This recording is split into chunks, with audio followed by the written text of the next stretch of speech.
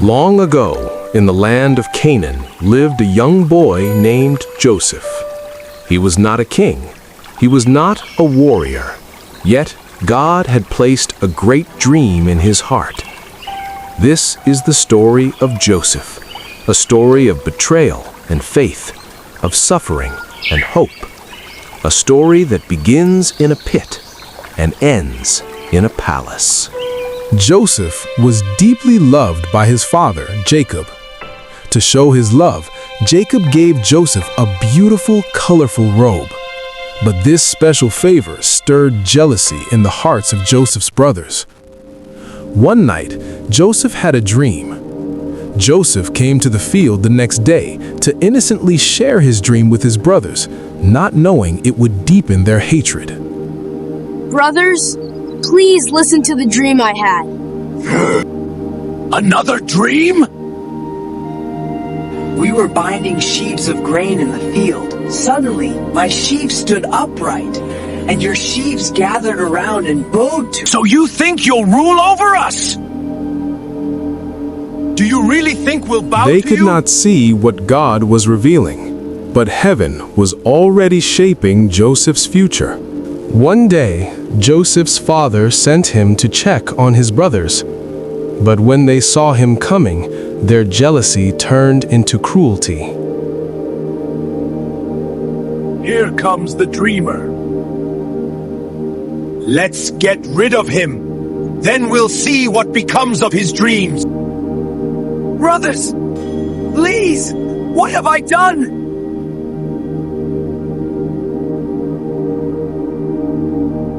Please don't hurt me. They stripped Joseph of his colorful robe and threw him into a deep, empty pit. Alone in the darkness, Joseph cried out in fear.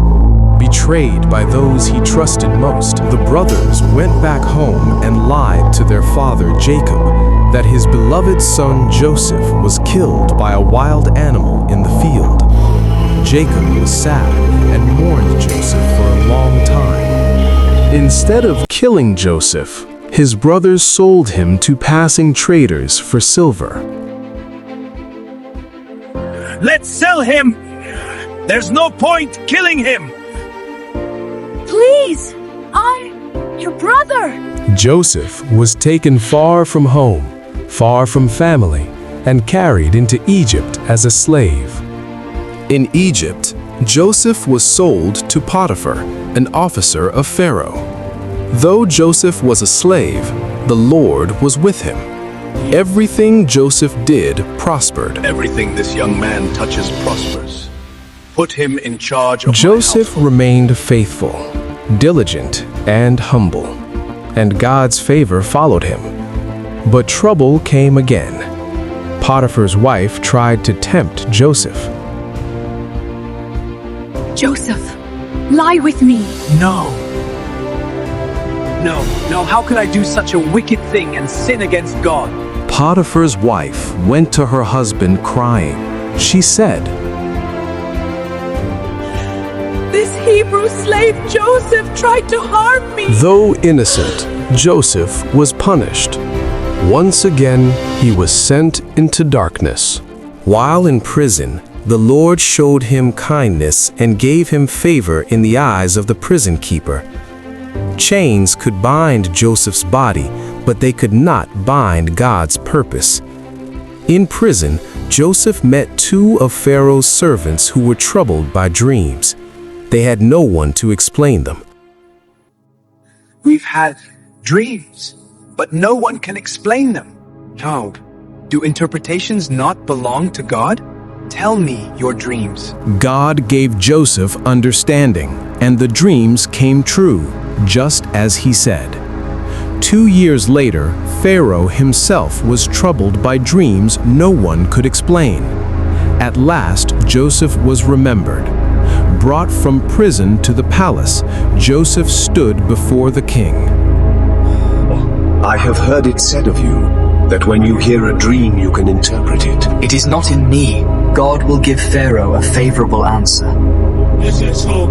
I hereby place you over all. May God give wisdom to save many lives. God gave Joseph wisdom to interpret the dream and to prepare Egypt for the coming famine. Pharaoh was amazed. In a single moment, Joseph was lifted from prisoner to ruler. He was placed over all Egypt, second only to Pharaoh himself. The dream God planted years earlier was now becoming reality. When famine struck the land, Joseph's brothers came seeking food. They did not recognize him, but Joseph recognized them.